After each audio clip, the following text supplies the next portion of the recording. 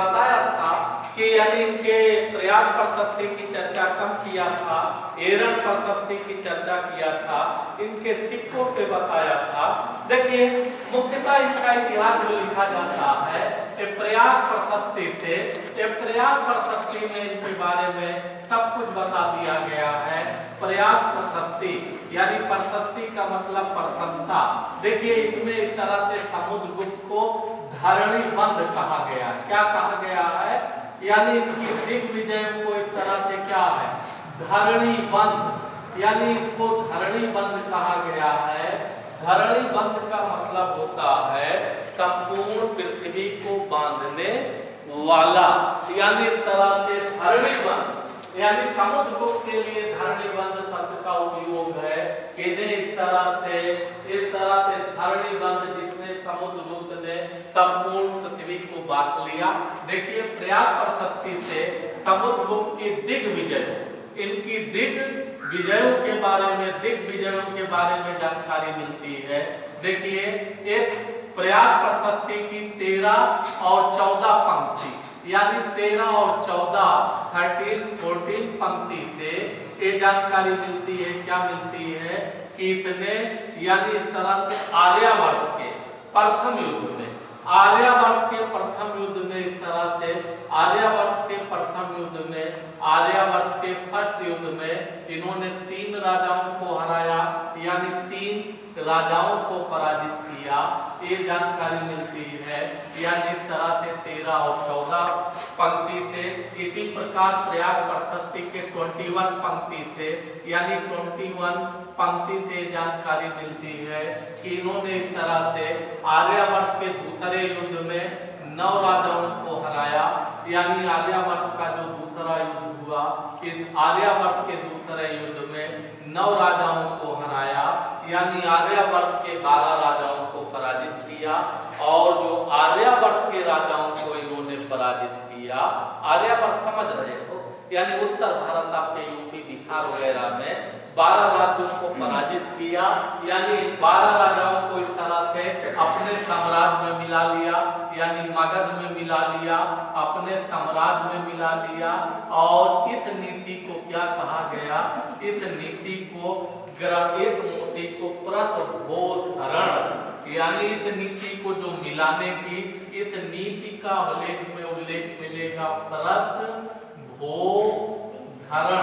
यानी प्रतभोधरण, यानी प्रतभोधरण का मतलब होता है किसी को जीतो और उसको अपने साम्राज्य में मिला लो। यानी इस नीति को किस नाम से जाना गया? प्रतभोधरण की नीति के नाम से जाना गया। उत्तर भारत के राज्यों को इसने मिला लिया, ये जानकारी देखिए। इसी प्रकार प्रयाग प्रशस्ति की अगर इस तरह से 19 और 20 लाइनों को देखा जाए तो इस तरह से समुद्रगुप्त की क्या है?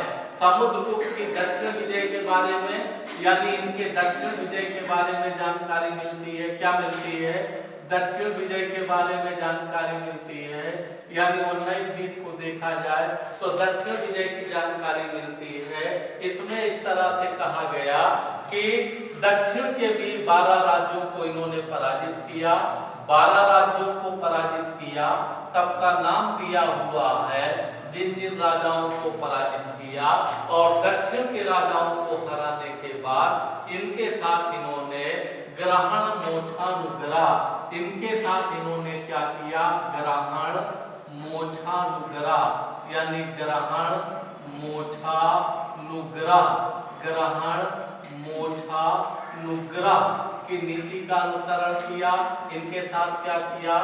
ग्रहण मोक्षानुग्रह, यानी ग्रहण मोक्षानुग्रह की नीति का। इसमें क्या हो गया कि किसी को जीत लीजिए और सामने वाला इस तरह से क्या वो क्षमा याचना करे, उसके राज को मुक्त कर दीजिए। सिर्फ दक्षिण के राज्यों को करद बना लीजिए, यानी करद का मतलब इनसे हर साल टैक्स लेते रहिए, इनसे हर साल नगद रुपया लेते रहिए, बाकी ये शासन प्रशासन अपना चलाते रहे। यानी इनको करद बनाइए, टैक्स देने वाला, कर देने वाला बनाइए, इनको करद बना लीजिए। और ऐसी स्थिति अधीन मानेंगे, आप शासन करेंगे, आप करद हैं, शासन करिए। अब बेटा सवाल उठता है कि एक ही राजा दो अलग अलग विजयों में अलग अलग नीति क्यों अपना रहा है?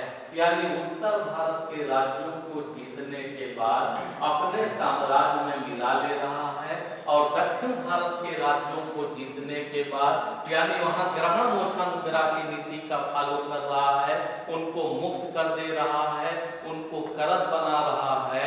तो इसमें भी आप समझे समुद्रगुप्त का हेतुवाद छिपा था, यानी इस तरह से उनका हेतुवाद स्वार्थ जुड़ा था। वो मालूम था कि मगध से उत्तर भारत के राज्यों को मिला लिया गया, अगर कहीं कोई बगावत होगी तो तेजी से बिहार से यूपी में पहुंच के दबा दिया जाएगा, लेकिन सुदूर दक्षिण में अगर तमिलनाडु में कोई बगावत हो गई और पटना से तमिलनाडु जाना होगा तो कितना मुश्किल हो जाएगा। एक बार बगावत दबाए और उसके बाद लौटने लगे, फिर बगावत हो गई तो आपके राज्य में वो नहीं रह जाएगा। लेकिन उसी राजा को हरा दिए, उसका राज पुनः लौटा दिए और उससे कहे कि आप हमें निश्चित मात्रा में टैक्स देंगे, तो भी खुटी खुटी आपको टैक्स दे देगा। इसीलिए उन राजाओं को करद बनाया क्योंकि केंद्र से उनकी दूरी ज्यादा थी। इसी प्रकार अगर इस तरह से प्रयाग प्रशस्ति को देखा जाए, यानी इस तरह से यानी 21वीं पंक्ति में ही इस तरह से 21वीं पंक्ति में आठविक राज्यों के बारे में जानकारी है। आठविक राज्य जो इस तरह से आपके गाजीपुर से जबलपुर तक थे। आठविक राज का मतलब जनजातीय राज, यानी जबलपुर तक इस तरह से इनके बारे में बताया गया है। यानी जो एसटी थे, जो जनजाति थे, इनके बारे में जानकारी दी गई है कि इन्होंने इस तरह से क्या किया था। इन्होंने इस तरह से समुद्रगुप्त की अधीनता को स्वीकार कर लिया था। बाद में इस तरह से इनकी और लाइनों से जानकारी मिलती है कि समुद्रगुप्त के इस तरह से 5 राजा और 9 गणराज और इस तरह से 9 राजा, इस तरह से सीमावर्ती राज्यों ने भी, यानी सीमावर्ती राज्यों ने भी इनकी अधीनता, सीमावर्ती राज्यों ने इनकी नीतियों की वजह से इनकी अधीनता स्वीकार कर ली।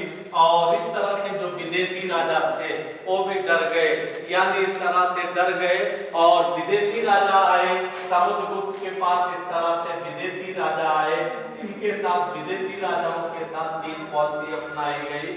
एक तो इस तरह से मैंने कहा कन्या व हरण, यानी इस तरह से कोई राजा आता था यानी संधि करने तो अपनी बेटी का या अपनी कन्या का विवाह कर देता था, कन्या का विवाह कर दिया। इस तरह से दूसरा राजा आता था जो अधीनता इनकी मान लेता था और कहता था श्रीमान जी एक गरुड़ मंदक मोहर दे दे, यानी इनका राजकीय चिन्ह गरुड़ था, गरुड़ मंदक मोहर दे दे और गरुड़ मंदक मोहर से इस तरह से यानी गरुड़ मंदक मोहर से शासन चलाएंगे। तीसरी इस तरह से था, एक कहता था साहब हम आपके अधीन हो जाएंगे, सामंत वाली स्थिति में हो जाएंगे, आप मुझसे टैक्स लेते रहिए और मुझे शासन करिए। इस प्रकार समुद्रगुप्त की प्रयाग प्रशस्ति से उसकी दिग्विजयों के बारे में जानकारी मिलती है, उपलब्धियों के बारे में जानकारी मिलती है। इन्हीं सब विजयों को देखकर विदेशी इतिहासकार विजय स्मिथ यानी B.A. स्मिथ यानी इस तरह से B.A. स्मिथ ने समुद्रगुप्त को भारत का नेपोलियन कहा, यानी समुद्रगुप्त को इस तरह से क्या कहा, भारत का नेपोलियन कहा, यानी इस तरह से भारत के नेपोलियन है। क्या है? हेलो, प्रयाग प्रशस्ति से जानकारी होती है। समुद्रगुप्त के दिग्विजयों के बारे में भी प्रयाग प्रशस्ति से जानकारी मिलती है। देखिए इसमें इस तरह से समुद्रगुप्त की उत्तर और दक्षिण विजयों के बारे में जानकारी मिलती है।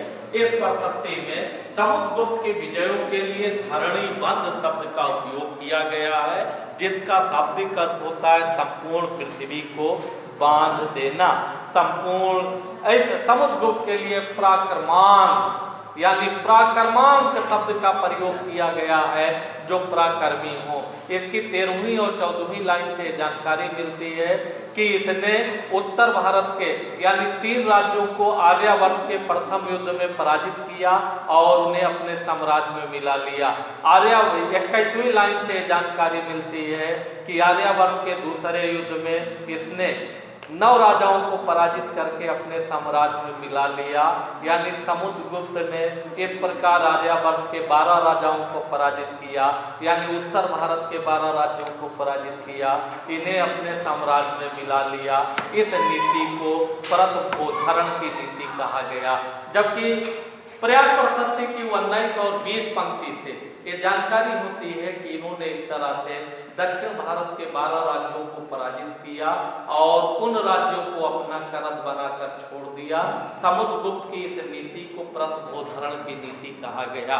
उत्तर और दक्षिण की नीतियों में अंतर का मुख्य कारण था कि दक्षिण साम्राज्य से काफी दूरी पे था। ऐसी स्थिति में उनको करद बनाकर छोड़ देना ही साम्राज्य के हित में था। इसी की 21वीं पंक्ति से आठविक राज्यों के बारे में जानकारी मिलती है, जो गाजीपुर से जबलपुर तक थे, जो इसकी अधीनता मान चुके थे। इसी प्रकार इसके 22वीं पंक्ति से सीमावर्ती राज्यों के बारे में जानकारी मिलती है, जिन्होंने समुद्रगुप्त की अधीनता को स्वीकार कर लिया था। इसकी 23वीं 24वीं पंक्ति से जानकारी मिलती है कि इसने सीमावर्ती राज्यों के यानी विदेशी राज्यों के प्रति 3 प्रकार की नीति बनाई। नंबर 1 कन्यावारोहण, यानी कोई भी विदेशी राजा इस तरह से समुद्रगुप्त के यहाँ तो वैवाहिक संबंध स्थापित कर लेता था, जिस कारण वो उनका मित्र हो जाता था। दूसरा गर्म मंदक मोहर, यानी समुद्रगुप्त से मित्रता में इस तरह से गुप्तों का राजकीय चिन्ह वाले मोहर ले जाता था, उसी से सारा कामकाज करता था। तीसरा मैंने कहा कि करज, यानी कुछ राजाओं ने टैक्स देने का ऐसे भुक्ति की तरह मान्यता प्राप्त की। इस प्रकार समुद्रगुप्त बड़ा प्रतापी राजा था गुप्तों को। इसी विजयों को प्रयाग प्रशस्ति के आधार पर विसेंट ने जब समुद्रगुप्त को समझा, इसी आधार पर इन्होंने समुद्रगुप्त को भारत का नेपोलियन कहा, यानी इस तरह से भारत का नेपोलियन कहा और लिखा कि समुद्रगुप्त अपने शासनकाल में कभी भी किसी राजा से पराजित नहीं हुआ। बाकी चीजें आपको बता दिया था सिक्कों से कि ये कैसे अश्वमेध किया था, कैसे संगीत प्रेमी था, कैसे गंजा को पीता था, उन चीजों को ऐड कर दीजिएगा। इसके बाद हम लोग इसका अंतिम राजा पढ़ेंगे, यानी जो हमारे सिलेबस में है चंद्रगुप्त द्वितीय या विक्रमादित्य। उसके बाद पढ़ेंगे क्या गुप्त साम्राज्य क्या स्वर्णकाल था। इसके बाद हम लोग आ जाएंगे राजपूत यानी हर्षवर्धना पे आ जाएंगे। हर्षवर्धन के बाद जो है फ्यूडलिज्म यानी सामंतवाद है और सिलेबस खत्म। यानी उसके बाद यानी गोरी गजनबी इस्लाम